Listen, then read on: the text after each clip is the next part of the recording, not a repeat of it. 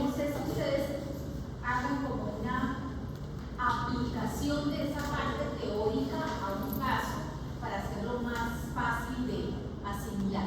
Porque que le den una paciente por un sangrado normal es supremamente frecuente en la consulta al ginecólogo y ustedes son la puerta de entrada. Entonces ustedes tienen que saber más o menos cómo orientarlo y tenerlo muy claro. Entonces, antes de empezar con el caso clínico, quiero precisar unas cosas. Esta fotografía está montada en el artículo que le mandé. De hecho, creo que le mandé solamente un solo artículo, creo que el otro artículo en inglés no lo monté, se lo mandé en español, porque cuando mandaba 3 artículos, 2 en inglés y 1 en español, no me venía ninguno. Y bueno, mandémosle uno solo en español, a ver si lo leo. Ya menos que eso es imposible. Las características del ciclo menstrual es lo primero que ustedes deben tener claro. ¿Qué es lo normal para poder ver lo anormal? Lo que es normal del ciclo menstrual ha tenido una variación, ya no se tienen en cuenta ciertas cosas que tenían antes. Entonces, empecemos que cuando yo voy a analizar el ciclo menstrual de una mujer, lo primero que tengo que ver es la frecuencia. Entonces, ¿cuál es la frecuencia normal? Mínimo 24, ya se revaló. Ya no es 21, ahora es 24. Hasta 38 días. O sea, que si yo tengo ciclos que son de menos de 24, se llama. ¿Cómo se llama si me consulta una paciente que tiene ciclos que son de menos de 24 días? Porque ya sé que lo normal es 24 a 38. Aquí viene algo que también es importante. Como desde 2014, 16, creo que fue, los términos polimenorrea, frecuente, menorragia, oligomenorreas, menorragias, se reevaluaron. La FIGO es la Federación Internacional de Ginecología y Obstetricia, es el ente que digamos rige académicamente a nivel mundial, dice no es correcto académicamente hablando hoy de esa terminología. Y si ustedes van a un congreso actualizado, pues nadie habla de esa terminología, pues si la bajan y lo toman, eso lo actualizó hace rato. Entonces, doctor, esas palabras ya no se usan. Antes se llamaba polimenorrea, ya no se llama polimenorrea, ahora se llama frecuente. Ciclo frecuente. ¿Por qué se cambió? Porque es más fácil. O sea, yo le digo a algún estudiante de medicina, de pronto, después de pasar un tiempo raro por haber pasado por ginecología, o si no ha pasado, le digo, ¿usted tiene polimenorrea? Puede ser que la terminología no se acuerde que es polimenorrea. Pero si le digo que tiene ciclo frecuente, posiblemente sí lo entiende. Entonces, por eso se trató de cambiar, para hacer más fácil. ¿Y cómo se llama si lo tengo más de cada 38 días? Infrecuente. Entonces, eso es lo primero que uno va a evaluar cuando mira este ciclo. Frecuencia. O es frecuente o es infrecuente. Si no, son normales. El otro aspecto es la duración. En realidad, por el lado de que dure muy poco, no genera en realidad mayor problema. O sea, que me llega una paciente que yo menstruo y duro 2 días, pues en realidad no hay problema. Por eso casi no se tiene en cuenta cuando es muy poco el tiempo. Importa es cuando se demora. Lo normal es que dure máximo ¿cuánto una menstruación? 8 días. Si dura más de 8 días se llama prolongado. Es una menstruación prolongada. Lo que les digo, la palabra de corto, que primero era 4 y ahora último dijeron que es 2, cuando es menos de 2, no se utiliza mucho, pero podríamos decir que es una menstruación que es corta, pero no se utiliza mucho esa palabra. La otra parte es el volumen. En teoría, lo normal es de 5 centímetros cúbicos a 80. Pero una paciente no le va a llegar a ustedes y decirle, doctora, yo vengo porque estoy menstruando 35 centímetros cúbicos diarios. ¿Está bien? No.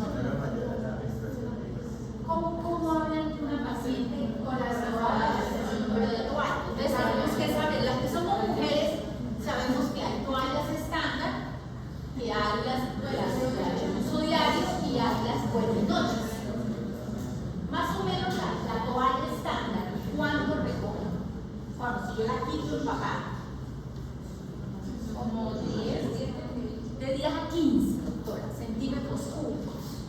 Y unas buenas noches. 25 a 30, correcto. Entonces, a uno le toca hablar en ese tema. Bueno, dígame cuántas toallas y de qué tipo de toallas estamos hablando. Y se las quiten empapadas, porque hay mujeres que se la ponen y se la cambian a las 4 horas, porque a veces no tienen ni mucho, pero esa no me la cambié porque está medio manchadita y no me gusta verla manchada. Entonces uno tiene que preguntarle al paciente cuántas toallas gasta usted en el día, qué tipo de toalla usa, y se las quita empapadas o apenas es porque le gusta cambiarlas periódicamente en el día. Si la paciente le dice a uno, si yo estoy diciendo que es 80 el límite superior, pues uno calcula más o menos, si son más de 5, o sea, 6, 7, de un estándar, pues ya me pasé. Y si son más de 3 de una buena noche, ya me pasé. Entonces, ahí está que uno calcula. Ya 3, 5, 6, o sea, parecen a unos 5, uno está como en ese borde, son de 15 centímetros, está bien cerquita del borde superior. Ya 6 o más, no hay duda. Hay pacientes que le dicen a uno, que yo nunca he podido entender, le dicen a uno, doctora, me he cambiado, me gasto como 5 paquetes, y cada paquete trae 10, con 50 toallas. Se las quitan en las quito empapadas. Si uno puede calcular, entonces 50 toallas de tipo, quedó como sin sangre. Pero las pacientes a veces exageran, pero uno por eso tiene que complementar con otros exámenes. Pero en teoría, si la paciente les dice a ustedes, doctora, uso más de 5 toallas estándar, o 3 o más de la buena noche, tiene un volumen aumentado. ¿Y cómo se llama entonces? Abundante. La palabra escaso, que sería light, casi no lo usamos para la oncología, pero si me va a decir es que doctora, yo consulto porque mi menstruación es una sola toallita de uso diario, no más. ¿Cuánto es el día sangrado menstrual? Escaso. La regularidad es algo que los confunde mucho, porque todo el mundo, o muchos pacientes y muchos médicos, creen que regular es menstruar el mismo día cada mes. No, ¿es regular? No, yo no menstruo el mismo día, yo me paso, me adelanto 1 o 2 días. Entonces, resulta que regular no quiere decir que yo menstrue cada día. ¿Qué es regular? Hay una variación menor del ciclo más corto de más largo hasta 9 días. Si es paciente adolescente o en la transición menopáusica. Y si es una paciente de edad reproductiva, ¿cuándo es la variación entre el ciclo más largo y el ciclo más corto? 7 días. Entonces, para uno saber si la paciente es regular o no, si no va a ser bien juicioso, pues le decir, bueno, usted tiene el calendario mensual de los últimos 6 meses, préstamelo y uno busca cuál es el ciclo más largo, cuál es el ciclo más corto y lo resta. Si da menos de 7 en una paciente de edad reproductiva, es regular. Si le dan menos de 9 en una paciente adolescente o en la transición menopáusica, es regular. Una manera rápida es, usted menstrua cada mes o prácticamente casi todos los meses, porque se puede llegar a correr 1 o 2 días de pronto otro mes. Si le dicen a uno que sí, muy posiblemente es regular. Si menstrua cada mes, porque alcanza a tener la frecuencia. ¿Está claro? Entonces, esa es las características base para no saber si hay una alteración y si no ponerle un nombre. Ahora bien aparece este otro sangrado, que es cuando yo sangro por fuera del ciclo, que antes se llamaba metrorragias, ya no se utiliza mucho esa palabra. ¿Ahora cómo le llaman? Sangrado intermenstrual, más fácil. Sangrado intermenstrual. Quiere decir que está sangrando entre menstruaciones. Y el sangrado intermenstrual puede ser cíclico o acíclico.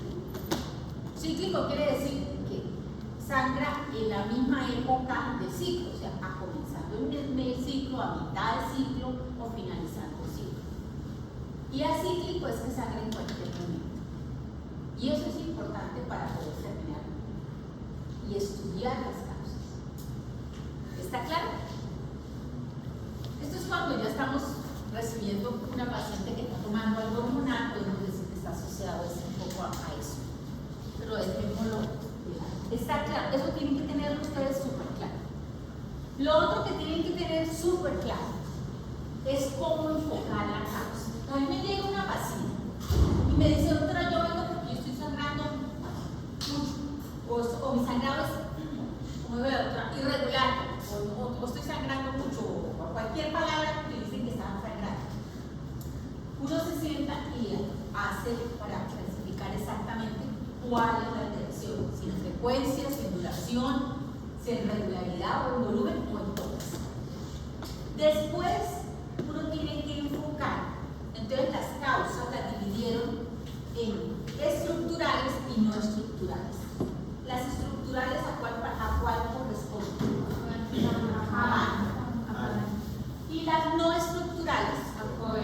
¿Y qué significa estructural?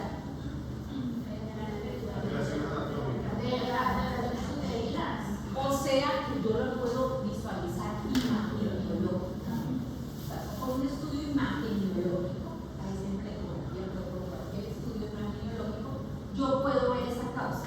Cuando yo digo no estructural, se refiere a que imageneológicamente no lo puedo ver esa causa. ¿Está claro? Entonces, aquí aparecen las mnemotecnias con su respectivo a qué corresponde. Pólipo endometrial. ¿Qué es un pólipo? Casi siempre de benigna, 99% de la gente es benigna, pero puede llevar una base de malignidad. Sí, es como una proliferación del tejido glandular que tiene la característica, como es del mismo tejido glandular, sangra muy fácilmente. También hay pólipos cervicales, el que se ve, pero aquí estamos hablando de sangrado que toca del útero. Listo, el pólipo. ¿Qué significa adenomiosis? Yo se lo expliqué a al grupo que estuvo conmigo en rotación del martes. Hay una resistencia de las endometriales con endometriosis y leiomyomatosis. Pero la palabra es que me confundí. ¿Qué significa adenomiosis? O sea, adenomiosis es tejido glandular, o sea, el tejido glandular que debería estar pues, en la mucosa del útero.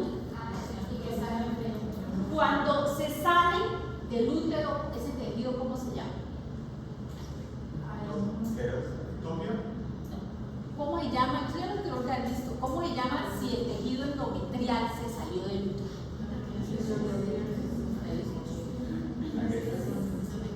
Endometriosis. La endometriosis es eso. El tejido endometrial que debería estar donde, pues dentro del útero, en la mucosa, se salió. ¿Y dónde le puso? Pues sale de todo. Entonces, puede estar en el ovario, puede estar en la cavidad peritoneal, puede estar en una vulva, puede estar en el pulmón, puede estar en el cerebro, hasta allá se ha encontrado tejido endometrial. Eso es endometriosis. ¿Y qué es adenomiosis? Entonces, el tejido glandular.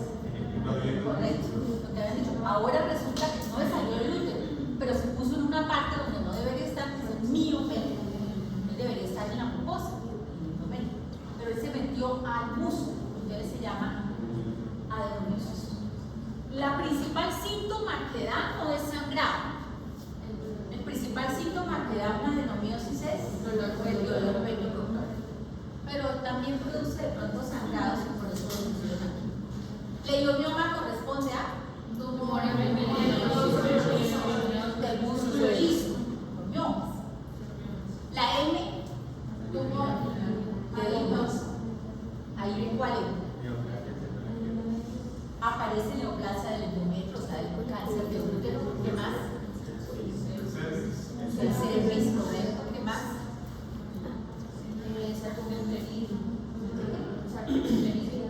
Bueno, sí, un sarcoma, sí, es que un leiomiosarcoma, pero es que el leiomiosarcoma es mal un gnoma que se convierte en un leiomiosarcoma.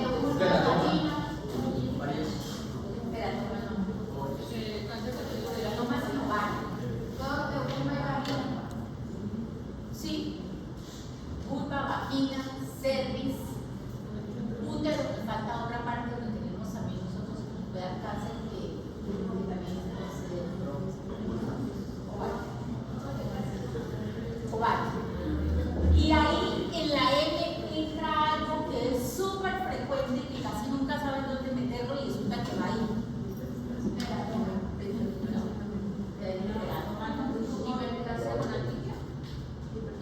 Hiperplasia con atípico. Hiperplasia endometrial con o sin atípico, doctora.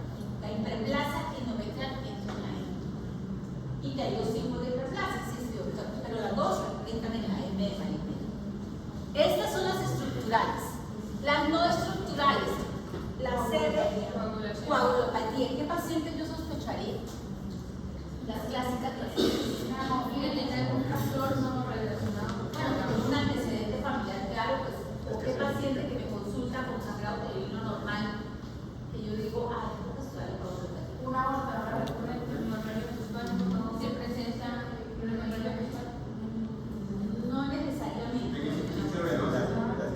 Las adolescentes que apenas empezaron su sangrado menstrual, empezaron con alteración de un sangrado tan en una adolescencia, me hace pensar que no, porque es que apenas empezó. Si una mujer llega a los 35 años, es una hemorragia postparto, pero antes no tenía ningún problema, y no voy a pensar que es una coagulopatía. 35 años, no la resulta hace mucho. ¿Sí? Disovulación. Ahí que entra. Trastornos ovulatorios. Claro, los trastornos ovulatorios, inclusive que pueden ser medio fisiológicos o no, porque puede ser la menopausia. Es un trastorno de la ovulación y es fisiológico. O puede ser, por ejemplo, un trastorno endocrinológico tipo tiroides que puede producir una disovulación. ¿Sí? Entonces, son trastornos en la forma, hay siempre ciclos anovulatorios que pueden ser fisiológicos o no. Una paciente con anorexia también puede llegar a producir un síndrome de ovario poliquístico.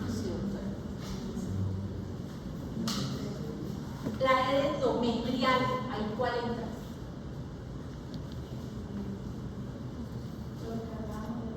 No, hiperplasia la glándula endometrial es acá, la hiperplasia endometrial es más aquí. Si aquí van, entonces, ¿qué va aquí? Pues ustedes leyeron, deben saber por qué lo dicen.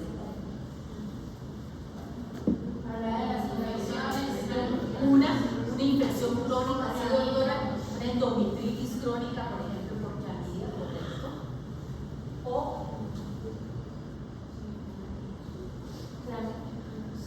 un desbalance entre los factores vasodilatadores y vasoconstrictores. Obviamente eso es por descarte, porque la única manera es con una biopsia de endometrio que me permitiría ver si hay un proceso inflamatorio o infeccioso, o por descarte, porque para decir yo es que hay más factores vasodilatadores que vasoconstrictores no se puede hacer. Entonces, ese diagnóstico de sangrado por trastornos endometriales son cuando yo no encuentro nada y lo llevo a pensar. Casi siempre producen sangrados intermenstruales de pequeña cantidad, digamos que es el patrón clásico de esta ED endometrial. ¿Y androgénica a qué se refiere? ¿Algún dispositivo o algo que se les formuló para manejar una cosa y que les produjo el efecto secundario. Por ejemplo, estoy planificando con algo hormonal y estoy produciendo de pronto una alteración del ciclo que afecta. Y la inespecífica que no crean de pronto y como cuáles. Malformaciones arteriovenas. ¿Perdón? Malformaciones arteriovenosas, ahí entran. ¿Cuál otro? Defectos de la cicatriz uterina. Defecto de la cicatriz del útero. Específicamente, ¿cuál defecto? El ismocele. El ismocele. ¿Qué es el ismocele? La cicatriz que queda cuando se hace la... Bueno, pero una cicatriz siempre va a quedar si yo hice la cesárea. Entonces, ¿qué le pasa a esa cicatriz para hacer un ismocele? Crece, o sea, Se genera en forma de la saco. proliferación. Hace como un bolsillo. Hace como un bolsillo la cicatriz. Entonces, claro, hacer un bolsillo se acumula sangre ahí. Que se acaba el periodo menstrual, pero la sangre que quedó acumulada la sigue botando todo el resto de mes. Y es producto de la cesárea. Una de las cosas que ha traído varias ismoceles entraría ahí. Malformaciones arteriovenosas también entraría en ese grupo de inespecíficos. Bueno, esto ya está también en el grupo de las disovulaciones, de trastornos ovulatorios. También ya están clasificados por la FIGO con la nimotecnia hipócrita. O sea, dice que hay tipo 1, tipo 2, tipo 3 y tipo 4. El tipo 1 empieza por esta HI porque en inglés hipotálamo. Entonces, trastornos, bien sea de origen genético, autoinmune, iatrogénico o neoplásico, que estén localizados a nivel del hipotálamo y que eso sea lo que produzca la anovulación, entonces sería una disovulación tipo 1. La tipo 2 es que está localizada en la pituitaria o en la hipófisis, sea cualquiera de estos orígenes, infeccioso, funcional, trauma, lo que sea, pero que está localizado el problema en la hipófisis o en la pituitaria. Tipo 3, el problema está localizado en el ovario, bien sea a nivel fisiológico, como puede ser la menopausa, idiopático o endocrinológico. Y le sacaron uno especial a algo que dijo la doctora cuando hablamos de disovulación. Igual entra también el síndrome de ovario poliquístico. El tipo 4 es la P de PCOS, que es síndrome de ovario poliquístico. Entraría en el tipo 4. Esa es la clasificación actual de los problemas de disovulación. Y la clasificación del ovario poliquístico, ustedes saben que el síndrome de ovario poliquístico es ¿qué? ¿Qué es el síndrome de ovario poliquístico?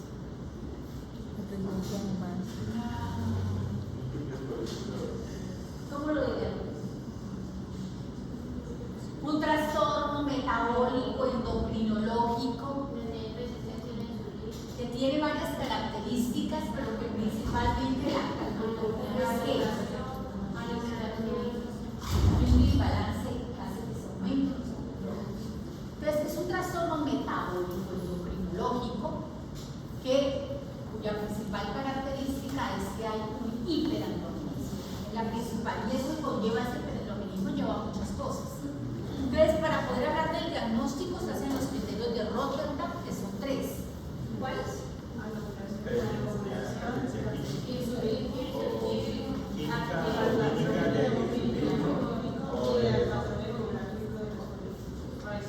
Entonces, síntomas de hiperandrogenismo o hallazgos bioquímicos de hiperandrogenismo. Hallazgos ecográficos de ovario poliquístico, que ahí siempre es que tenga el ovario un volumen superior a 10 centímetros cúbicos o que tenga múltiples folículos por encima de 12 folículos menores de 10 milímetros. O el otro, digo, y la anovulación que más hay siempre es por los ciclos infrecuentes. Entonces, basado en eso, hay 4 fenotipos. El fenotipo A es el que tiene los 3. El fenotipo B es el que tiene el hiperandrogenismo y la parte de la irregularidad menstrual, la función ovulatoria. Pero uno hace la ecografía y la ecografía no evidencia nada. Pero tienen los otros 2, eso sería un ovario poliquístico tipo B. Tipo C es el que tiene ecográficamente el hallazgo y el síntoma del hiperandrogenismo, bien sea clínico o bioquímico, pero no tiene alteraciones del ciclo. Y el más raro, que es el D, que es el que no tiene nada de hiperandrogenismo, tiene los hallazgos en el ovario y tiene la irregularidad, pero el hiperandrogenismo está presente. Es más raro porque casi siempre es un síndrome que se caracteriza precisamente por el hiperandrogenismo, que también es la clasificación que está actual, ¿no? Listo. Con ese preámbulo, ahora sí empecemos el caso. ¿Quién me ve? ¿Alguien que tenga? Doctor, lo escuchamos. Paciente de 46 años consulta porque desde hace 4 meses viene presentando cambios en su ciclo menstrual. Refiere ciclos de 18 a 22 días con duración de 7 a 9 días, usando 5 o 6 toallas higiénicas por día, además de menstruaciones dolorosas. Actualmente lleva una semana sangrando y de otros síntomas. Antecedentes personales: menarquia a los 12 años, hace una semana nunca planificó ciclos menstruales previos cada 38 a 50 días, P2, P1A1, CCB hace un año normal. Esas mnemotecnias que no debería yo escribirla, pero es que me está muy larga de la portiva, ustedes las entienden, ¿no? FUM saben lo que es. Fecha última menstruación. Y la CCB, fisiología séptico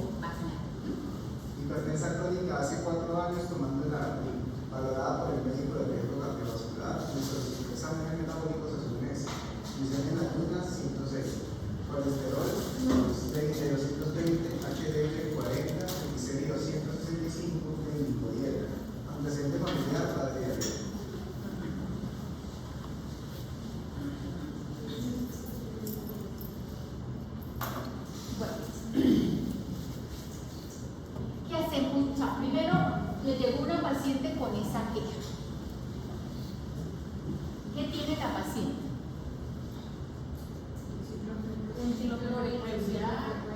Tiene un sangrado uterino normal. Aquí viene una pregunta. ¿Qué es sangrado uterino anormal? ¿Leyeron el artículo? ¿Qué es sangrado uterino normal? Es un sangrado abundante en una paciente no embarazada con cantidad suficiente que requiere intervención inmediata para... Eso es sangrado uterino normal agudo. Crónico cuando pasa de 7 meses. Pero entonces defíneme el crónico completo. Porque es que la otra es un sangrado en una paciente no obstétrica cuyo volumen está aumentando, abundante, que la obliga a consultar. Eso es sangrado uterino normal agudo. Pero ¿cuál es crónico? Mayor a 6 meses en duración por una frecuencia o regularidad. Entonces, es una paciente que presente una alteración en cualquiera de los parámetros que vimos al comienzo en un periodo de 6 meses. Eso sería un sangrado uterino normal crónico. La paciente que tiene Un cambio de la regularidad. agudo o crónico. Agudo. Podríamos decir que es agudo porque la paciente consulta porque lleva hace una semana el sangrado de parto. Pero podemos ver que ella ya lleva un tiempo. ¿Cuánto tiempo? 4 meses. 4 meses que ya la alteración de la menstruación. ¿En qué está alterada? En frecuencia. En frecuencia, en duración y en volumen. En volumen. Y además está acompañada de dolor. ¿Cómo se llama la menstruación dolorosa? Entonces ella es agudo porque la obligó a consultar, pero ella tiene antecedentes de 4 meses anteriores de venir con esa alteración. Ella es una paciente que me está moviendo, yo ahorita la toco, ¿ok?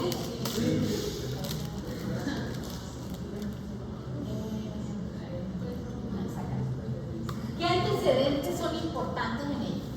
La hipertensión. ¿Qué es hipertensa crónica? Porque puede tener esa difusión entre los factores vasoconstrictores y O sea, sabemos entonces que una paciente hipertensa crónica tiene además factor de riesgo para patologías endometriales. Es una paciente hipertensa crónica, tiene riesgo de hacer problemas del endometrio,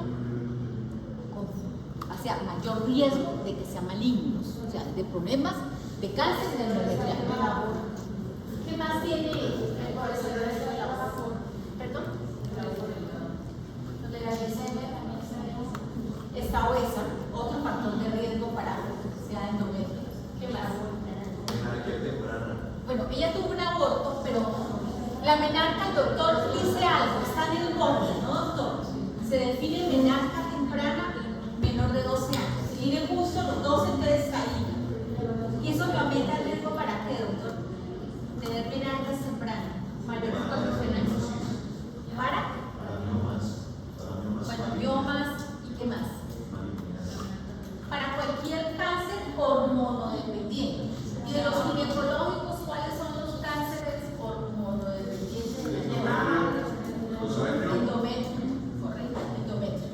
Mama también, pero digamos que la parte de endometrio, pero la mama también, pero en este caso estaremos pensando que, mira, tiene varios factores para pensar que el endometrio de ella es susceptible de desarrollarse a una malignidad, es hipertensa, es obesa, una menarca en el borde. ¿Qué más? Mire cómo planificaba, cómo eran los ciclos de ella antes, cómo eran antes. O sea que muy seguramente, mire, y nunca planificó. O sea, muy seguramente tenía que. ¿Pero de qué tipo? Sí, pero ¿de qué tipo? Es que irregulares estoy diciendo que no tienen regularidades. Infrecuentes. Y posiblemente por eso me está diciendo que ella tenía muy posiblemente eso, ¿por qué? Posiblemente, o sea, que era un síndrome anovulatorio, que podría ser un ovario poliquístico, pero ella tenía un síndrome de anovulación. Ella no ovulaba bien, porque los ciclos infrecuentes, nunca planificó y tuvo una paridad relativamente baja. Entonces, ella tenía una anovulación crónica, otro factor de riesgo para el crecimiento. Bueno, tuvo un antecedente de aborto que me está diciendo de pronto lo mismo que estamos hablando, pero en este momento no es tan relevante.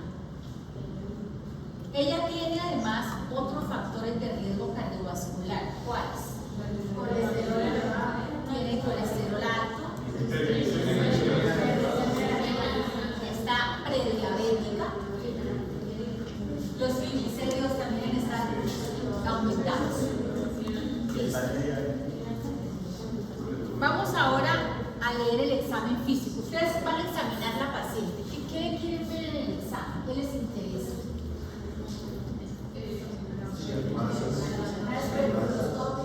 Para ver qué. Anomalía de cervix. O sea, prácticamente es para ver también de dónde viene el sangrado. Si está sangrando, pero está que tenga una masa en el cervix y se da de que el cervix está sangrando, no ya y eso es muy importante. A veces le hacen miles de ecografías y nadie le ha pasado un espectro para mirar y en la ecografía no ven nada y resulta que tiene una lesión en el cervix y de ahí la que sangraba. Entonces, en el examen clínico es muy importante con una paciente que sangra pasarle un espectro para ver de dónde viene el sangrado y en qué volumen está sangrando. Obviamente que sí. ¿Algo más que sea especialmente interesante con ella? Exactamente. Pero ver las características del doctor dijo a ver si hay características pero que ovario poliquístico en este momento me importa ya muy poco porque la paciente ya está en otra etapa. Es importante que ustedes también revisen si al hacer el examen ginecológico notan un útero aumentado de tamaño o palpan alguna masa en la topografía de la mesa. Alguien que me lea el examen físico, por favor.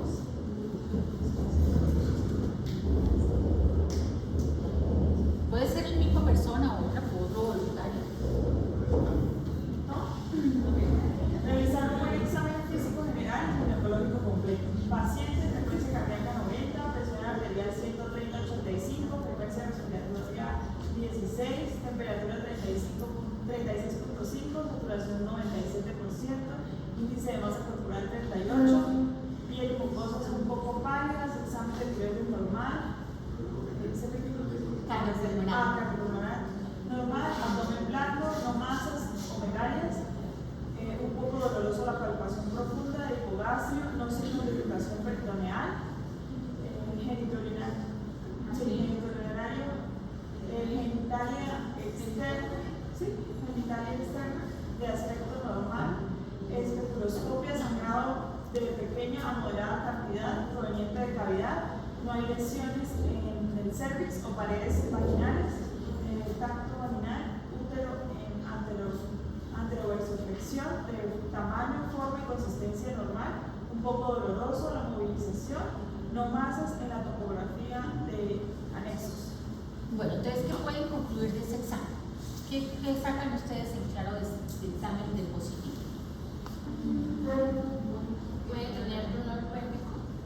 Pero tiene un dolor pélvico, pero no es la principal síntoma, ya no está confrontando con dolor, ¿no? Que está pálida. O sea, que el sangrado sí es importante porque el signo es de que hay palidez, o sea, debe haber un grado de anemia. Que el sangrado sí viene de adentro. Que el sangrado viene de la cavidad uterina, correcto, que es de ahí, precisamente de adentro. ¿Y qué otra cosa? Cabeza.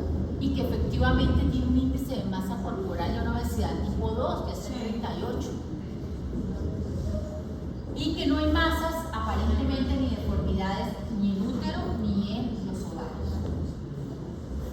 Entonces, ustedes para poder colocar un plan de manejo tienen que colocar un diagnóstico.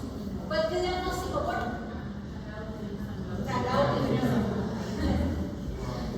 Pero ahora, doctora, ¿usted pensaría en algo estructural o en algo no estructural? No, pero solamente con la parte de la Por eso, pero tú todavía sin eso, tú te...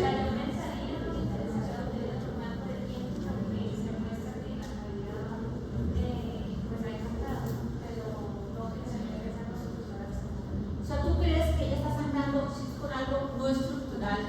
O sea, está hablando del COIN. Entonces, ¿del COIN cuál? Perdón, no, ni lo que piensas, no,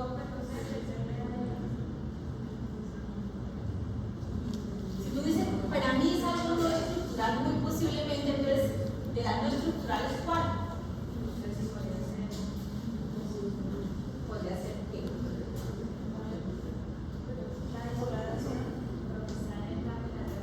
Bueno, sí, doctora, pues es una difusión ocular que en la menopausia hay una caída de las hormonas y primero se cae el progestano. Entonces eso hace que quede como un estrógeno dominante un tiempo y puede llegar a producir, sí, pues una posibilidad. Lo que pasa es que ella tiene muchas características que hemos venido nombrando, que me dicen, pues este es endometrio, este es endometrio. Entonces, doctora, esa sería mi descarte, pero yo pensaría de pronto en la posibilidad de algo estructural, como que adenomiosis es poco probable porque el síntoma principal de la adenomiosis es más dolor y sangrado no tan abundante. Pero si tiene un mioma interno, si va a sangrar mucho y no se pasa. Bueno, sí, puede tener un pólipo o puede tener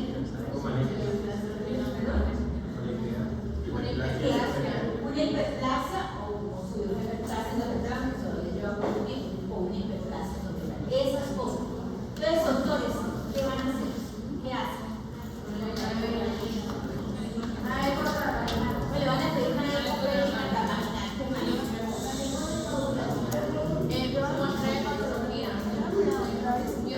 no, pero todavía no, porque apenas llegó un cuadro hemático, doctora, ¿qué más? Sí, doctora, tiene toda la razón, toda paciente con un sangrado agudo, yo tengo que descartar los papeles, no importa que ella es prueba de embarazo, ecografía transvaginal, cuadro hemático. Eso es lo mínimo. Ya han pedido otras cosas, serían para complementar, pero en la urgencia esas serían las más importantes. Silencio, porque si veo que están como cansados, pues yo adelanto, digo rápido y terminamos. ¿Qué?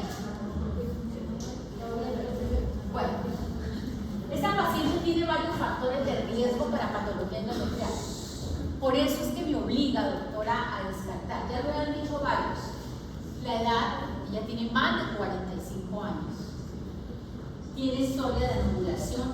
El hecho de que tenga historia de anovulación son pacientes que han tenido bajos niveles de progestágeno toda la vida. Y han tenido una época donde el estrógeno ha sido el que ha dominado todo el tiempo. Esas pacientes también tienen mayor riesgo de hacer cánceres de tipo endometrial.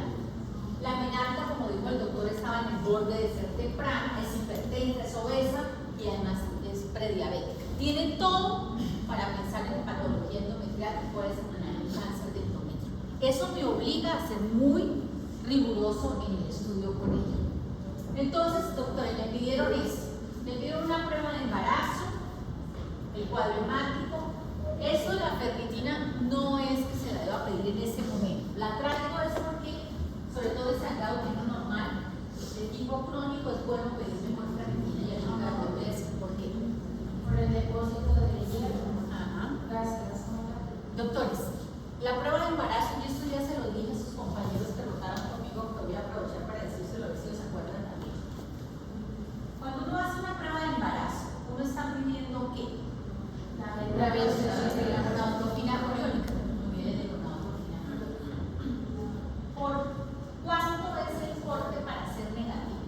Menor de 500. Bueno, Sí. ¿Para qué? Si yo me di 5. Si yo tengo una gonadotropina coriónica y me sale menos de 5, yo no estoy embarazada. Si me sale por encima de cuánto, estoy embarazada. De 10. 5 a 10 es dudosa. O sea, es dudosa quiere decir que va con embarazo o está saliendo de 10. Eso es embarazo. Cuando yo me hago una prueba en orina, pues eso es una tira que dice, voy a detectar una gonadotropina. Y detecta a partir de qué nivel. Yo le digo ya, 25. O sea que, si yo me hago una prueba en orina, tengo menos de 25 que va a salir negativa.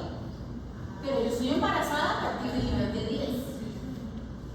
Si me hago en sangre, la prueba cualitativa, esa que uno pide un embarazo cualitativo, o sea, que diga positivo o negativo, ellos lo hacen con una tira que detecta a partir de 20. 20 la mayoría de las veces. Hay algunas tiras que pueden llegar a ser un poco más sensibles en 15, pero la mayoría son en 20.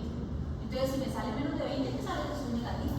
Eso no quiere decir que yo no esté embarazada necesariamente, porque si estoy ingresando un embarazo, que esté en 10, no se va a dar cuenta. Ahora, ya clarito, creo por allá 1500. A ver, doctor, lo que pasa es que ustedes aprenden ese número de 1500 a 2000, es para diferenciar un embarazo intrauterino de un embarazo ectópico. Teóricamente, cuando yo voy a hacer una ecografía por vía transvaginal, yo puedo visualizar un embarazo intrauterino cuando la gonadotropina coriónica está por encima de 3.000. Si significa abdominal, de 1.500 yo la hago transvaginal. Si la hago transvaginal, en la canal tiene de 1.500 a 2.000. Por eso, para uno parece que embarazada, la ecografía no, pero es que la ecografía la mayoría de las veces dice no se visualiza embarazo mayor de 5 semanas. Quiere decir que tiene menos de 5 semanas, no se ve embarazo. Y esto lo realizan en este paro. Entonces, doctora, eso de 1.500 y 2.000 es cuando yo tengo una paciente que sé que está embarazada o sospecho que está embarazada de una prueba de embarazo positivo. Y resulta que le hacen la ecografía y no le ven el embarazo. Y los ves afuera, está adentro, yo no lo veo. Si la gonadotropina sale por encima de 2.000 y yo no lo veo, dentro del útero, es que está por fuera. Pero si lo veo, lo debería ver, ¿no? 2.000, yo espero que la ecografía no sea el embarazo. Entonces, por eso que alguien gritó 1.500, pero no queda embarazada a partir de 100, doctora. Lo que pasa es que obviamente las pruebas de esas detectan a partir de 20 y eso. Bueno, ustedes allá hicieron una prueba de embarazo y les salió negativa. ¿La hemoglobina cómo está? ¿Cuánto es lo normal en una mujer? Más o menos 12. Entonces hay anemia, quiere decir que la paciente sí en realidad está sangrando mucho. El recuento leucocitario está bien. La ferritina mide los depósitos de hierro. ¿Cuándo está disminuida? Por debajo de, no se importa, en una mujer, o sea, en una mujer, si tengo la ferritina por debajo de eso, así la hemoglobina esté normal, yo tengo déficit de depósito de hierro y me obliga a hacer suplencia. 30. En una mujer es de 30. Entonces, si dice, por ejemplo, ella no solamente tiene anemia, también tiene ferropenia, o sea, inversión de los depósitos de hierro. Ponemos la trágica para que ustedes lo aprendan, porque en el sangrado uterino normal crónico, yo además de hemoglobina debería pedirle ferritina, porque así la hemoglobina está normal y tengo que ver cómo están los depósitos. La glicemia le dijimos que estaba prediabética, y cómo está la TSH elevada. Está elevada, puede tener escamotiroides. Recuerden que después de los 40 años, la tiroides tiende a volverse lenta. El desarrollo de este hipotiroidismo es muy alto, se empieza en obesidad. Entonces, saben que todas las pacientes toca hacerle por estándar. Además, también quiero recordar que es importante hacer el examen de tiroides, porque se ha disparado el cáncer de tiroides en la mujer. Y Santander es uno de los departamentos que tiene la prevalencia más alta en Colombia del cáncer de tiroides. Entonces, examinar tiroides es casi una obligación para toda mujer. Bueno, yo hombre también, pero especialmente eso. La ecografía dice que tiene un útero de 8 por 6 por 4. ¿Cuánto mide un útero normal? 7 por 5. Ese digamos que es a lo largo. A lo largo es de 6 a 8. Al través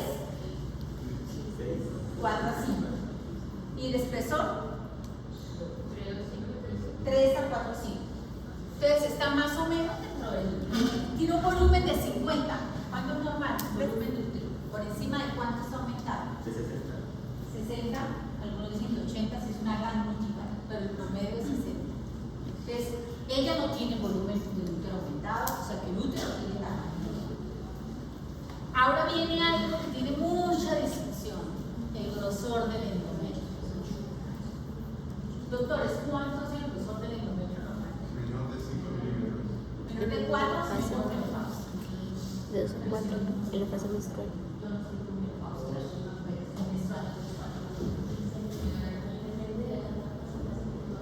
A ver, la pregunta haría, pues doctora, depende de qué día del ciclo está. Sí. Entonces, si yo estoy en la primera parte del ciclo, sabiendo que el ciclo empieza el primer día de la menstruación, esa era De 2 a 4 milímetros. 2 a 4. un poquito más, de 3 a 8.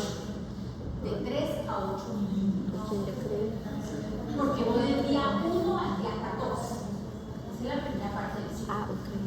Y en la segunda parte del ciclo iría de 8 milímetros hasta 15, 14, 15. Algunos se atreven hasta decir el límite del 16, pero eso depende mucho de su paciente.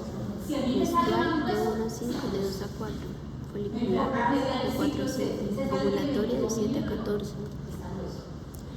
Está grueso porque está embarazada o está grueso por otra cosa, pero está grueso. A ella le salió 8. ¿Cómo está? Bien. Pero deben analizar algo. Ella dice que lleva 8 días sangrando. Debería estar entre 3 y 5. Por ahí. Lleva 8 días, bote y bote y bote y bote y no mete. Entonces ahí me pone a pensar que posiblemente el endometrio no está tan. Tiene que ser bastante grueso porque lleva 8 días sangrando abundante y todavía tiene 8 milímetros de endometrio. No lo sé, porque ecográficamente no me pueden decir eso. Ecográficamente me pueden decir si está grueso o no, pero no me pueden decir más. Ahora, mioma tipo 4. Usted viene, ¿qué es eso de tipo 4? La clasificación de la FIO que va de 1 a 4. De 1 a 8. El mioma tipo 4 corresponde a 4. Intramural. Entonces, un intramural de 2 por 2 tiene algo que ver con el sangrado. No. Eso es una hallazgo incidente. Ovarios de aspecto normal. Entonces la paciente tiene una anemia leve, tiene una ferropenia o deficiencia de hierro, está prediabética, nos interrogamos una posible hipotiroidismo. El útero dice que discretamente aumentado, pero está casi que normal porque ya debe ser grande, no puse la talla, pero se ve como grande. Mioma de pequeños elementos intramural y interrogamos un endometrio grueso porque nosotros como clínicos lo deducimos, pero el ecografista no va a decir eso porque él está viendo 8. Somos nosotros que sabemos que ya lleva sangrando todo eso que nos hacemos esa pregunta. Esta es la clasificación de los miomas y ustedes la tienen que aprender. En realidad, un ecografista hoy todavía me habla de la clasificación anterior de miomas submucosos, intramurales y subserosos. No está correcto. Uno debe hablar más específicamente. Entonces, como para recordar, los miomas 0, 1, 2 y 3 corresponden a miomas de tipo submucoso. Exactamente. Sino que cada uno, dependiendo de qué tan cerca o lejos de ser de la mucosa, pues son 0 está pediculado, 1 la mayoría, menos del 50% está metido en el miometro, el 2 más del 50% está metido y el 3 está en contacto. Pero estos cuatro son de tipo submucoso. Los miomas submucosos, el principal síntoma es sangrado. Es el principal síntoma. Luego viene el mioma tipo 4, que es el que tiene la paciente, está dentro del miometro. Es intramural. Luego viene el 5, el 6 y el 7, que corresponden a miomas de tipo subseroso. Dependiendo de qué tanto están adentro y qué tanto afuera, pues entre menos adentro esté, pues más está alejando el número. Luego viene el 8, el que está localizado en el mioma cervical. Y luego viene el híbrido. ¿Qué es el híbrido? Mucoso intramural. Imagínate, es tan grande que está cogiendo todas las 3 capas del mundo. Los subserosos, ¿cuál es el principal síntoma que causa? Dolor. Bueno, entonces, ¿qué vamos a hacer con la paciente?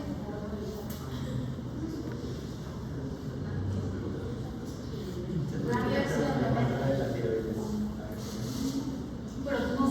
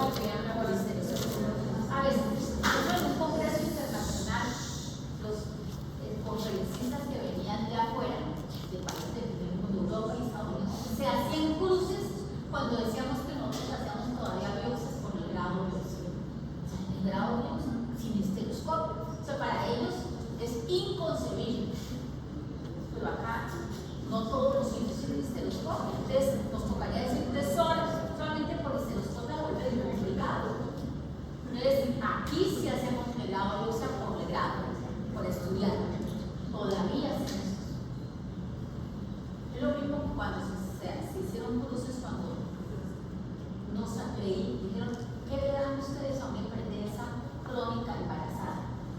¿Qué le dan? No, eso hace como 15, 20 años que no lo usamos. Ustedes todavía usan la betalol oral. Oral. No tenemos la betalol oral. No somos la crisis. La betalol oral no lo tenemos. Ellos usan la betalol oral y nosotros usamos esa pastilla. Para que se den ustedes cuenta pues, la proporción de que está. Lo mismo que con la M-Box, ¿no? ¿Qué es la M-Box? A ver si ustedes son curiosos de leer más allá de la que llamaban Viruela del Mono, que le cambió el nombre por ese mono para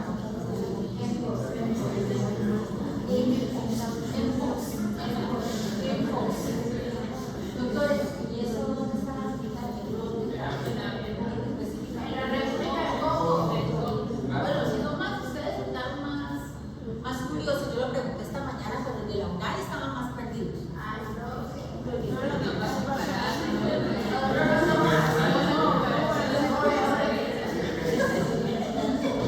Dios, pero yo soy docente de grado de la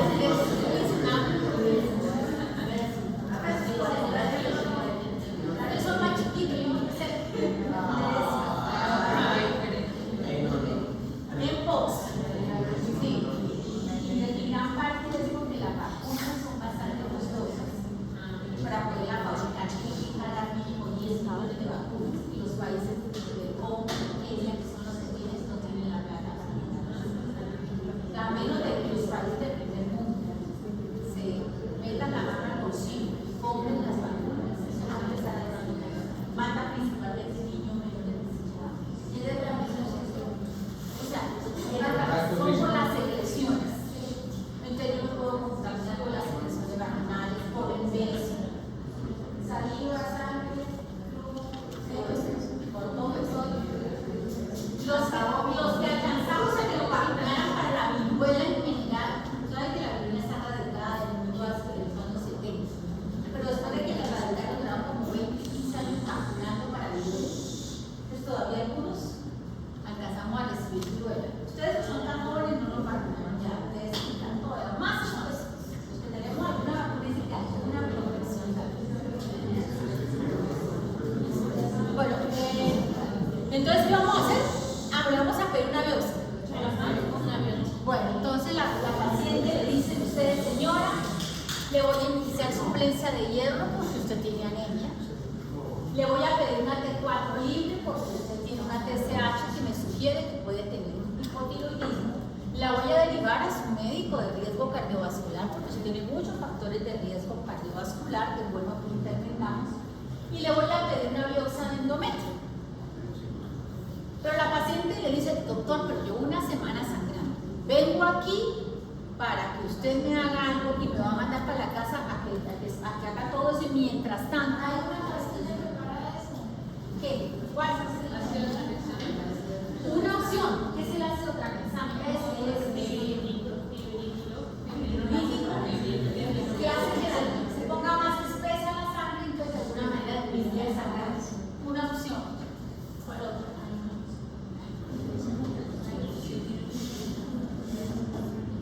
Una opción que tiene más eficacia que la citocardiosana.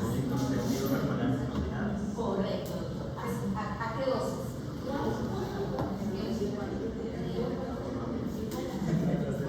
Unos tatuajes, ¿no escucharon? Anticonceptivos orales combinados. A ver, lo que sí no deben hacer, que hacen con mucha frecuencia y es lo que hace el farmacéutico, y ustedes no lo deben hacer porque ustedes sí saben las cosas, es mandarla a colocar la trimestral. Porque le están colocando un depósito de toxina que puede ser que le pare sangrado, pero yo la mandé a una biopsia. Si ustedes le aplican eso que es de depósito, cuando ella le hagan la biopsia, lo que le va a salir es endometrio modificado por toxina. Me quedé sin diagnóstico. Entonces tiene que ser algo que sea corto, de tal manera que cuando ella le hagan la biopsia no tenga influencia. ¿Ok? ¿Como cuáles? Como cuáles.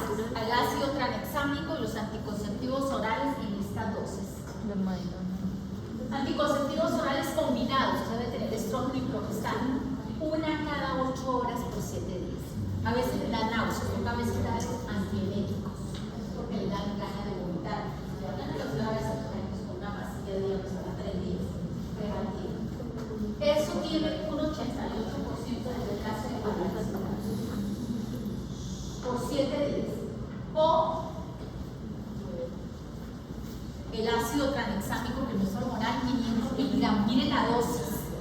2 tabletas, las tabletas vienen de 500. Son 2 tabletas cada 8 horas, por 5 días. Sus compañeros de internado casi siempre mandan una cada 8 horas. Una cada 8 horas no es suficiente, toca 2. Cada 8 horas por 5 días. O doctores, sí, no más porque son fibrinolíticos y además van a tomar dosis, no nada más. También puedo mandar una progesterona, puede ser la Medrox, pero no en ampollas, sino en tabletas. Lo malo es que mire la dosis, 20 miligramos cada 8 horas por 7 días. ¿Ustedes saben cómo vienen las tabletas? En el box vienen de 5.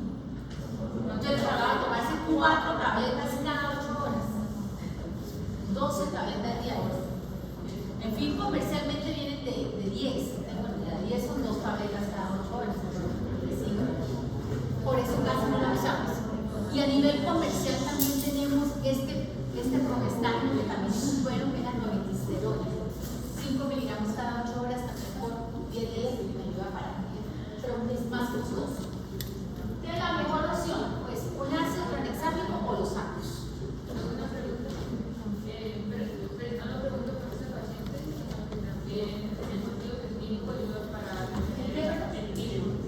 No, yo voy a meter el sistema endocrino liberador de neurotransmisor cuando yo tengo la pausa. No, no sé por qué está haciendo.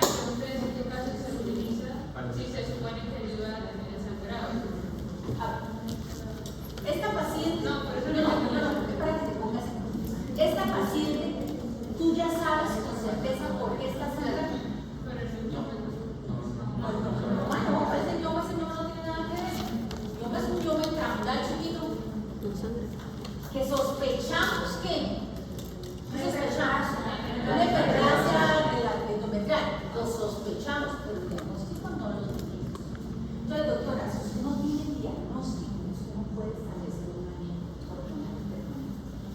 Usted tiene que tener diagnóstico. Pero la paciente, usted le dijo, no tengo diagnóstico, tengo que hacer la biopsia. Pero ella le dijo, doctora, ¿cómo mandas a la casa? Yo estoy sangrando. Entonces, usted tiene 2 caminos. Si está sangrando mucho, le toca llamar al ginecólogo para que le hagan algo porque está sangrando. ¿Qué va a hacer el ginecólogo? Y hay más productivo porque le pagó el sangrado y le mandó estudios. Pero si el sangrado con ella, por ejemplo, que no fue tan abundante, que sea gran pequeña, pues no te van a aceptar el ginecólogo venir. Pero si me va a hacer venir, no sé qué, dele algo y te da un ambulatorio. Entonces tienes que darle algo que sea corto, solo para síntomas mientras estudias. Entonces, cuando tú mandas una melosis con un sistema endocrino liberador de neurotransmisor, cuando tú ya tengas el diagnóstico y ya vayas al tratamiento. ¿Sí? Aquí no tengo diagnóstico. Esto apenas para parar el sangrado, voy a manejar el síntoma. Solamente voy a manejar el síntoma. Listo. La paciente llegó con la biopsia y dijo, no, el ginecólogo está en la silla muy lejos. Doctora, usted que me vio y me mandó todo, mire, me salió esto. Hiperplasia endometrial sin atipias. Hay de 2 tipos, ¿no? ¿Cuál es la hiperplasia endometrial? Con o sin atipias. Es lo mismo de bajo grado o de alto grado. ¿Qué es una hiperplasia?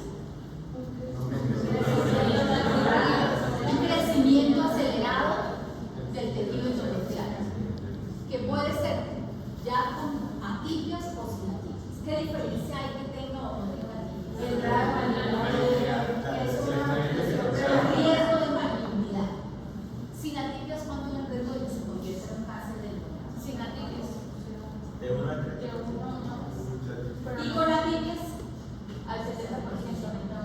Es variable, pero puede ser de 50, 40, algunos llegan a decir esa, o sea, es como un tiro al aire de una moneda. Le cae cara, le da cáncer, se le cae el sello, no le da. O sea, muy alto. Entonces, si a esta paciente le digo, bueno, aquí está la respuesta de qué son atipias y ahí están los porcentajes. Entonces, la paciente tiene una hiperplasia endometrial sin atipias, el riesgo del 1 al 3%.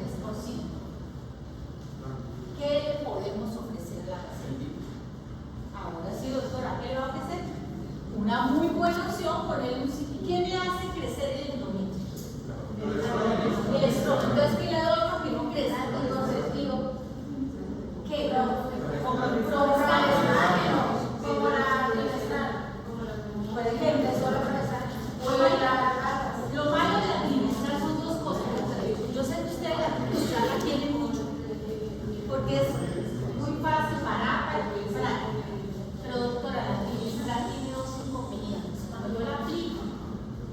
resulta que la liberación diaria del progestágeno es muy irregular. O sea, hay días en que es muy alto la liberación y unos días muy bajito. Entonces eso hace que el control o su eficacia sea muy variable. Y dos, que me tiende a poner la paciente muy hipoestrogénica, lo que me afecta mucho los síntomas de hipoestrogenismo, en especial hueso. Además, también recuerden que el estrógeno me lleva a metabolitis, entonces la parte diabética me la empodera también. Entonces, por eso, esa trimestral de depósito, digamos que sí se usa, doctora, es correcto, pero no es mi primera opción.